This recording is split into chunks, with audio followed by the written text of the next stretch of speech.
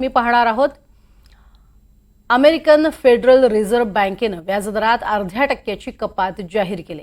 अमेरिकेच्या फेडरल रिझर्व्हनं व्याजदरात 50 बेसिस पॉइंट्सची कपात केली आहे। आता अमेरिकेतील व्याजदर 4.75 वरनं 5% गेलाय।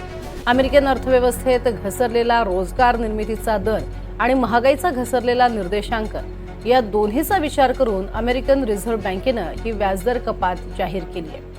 या व्याजदर कपातीमुळे जगभरातील शेअर बाजारांमध्ये आनंदाचं वातावरण निर्माण झालंय आणि भारतीय बाजारातही व्याजदर कपातीचे सकारात्मक परिणाम अपेक्षित आहेत। युरोपियन सेंट्रल बँकेनं याआधीच व्याजाचे दर कमी करण्यास सुरुवात केली आहे। त्यामुळे अमेरिकन रिझर्व्ह बँकेनं दिलेल्या व्याजदर कपातीमुळे संपूर्ण जगात व्याजदर कपातीचं नवं सत्र सुरू होण्याची शक्यता आहे। जर तसं झालं तर भारतासह अनेक विकसनशील अर्थव्यवस्थांमध्ये खासगी गुंतवणुकीचं प्रमाण वाढेल आणि पर्यायानं अर्थव्यवस्थेला गती मिळायला पोषक असं वातावरण निर्माण होईल असं अर्थतज्ञांचं मत आहे। परिणामी भारतीय शेअर बाजारात सुरू असलेली तेजी पुढचे काही दिवस अशीच सुरू राहील असंही चित्र दिसत आहे।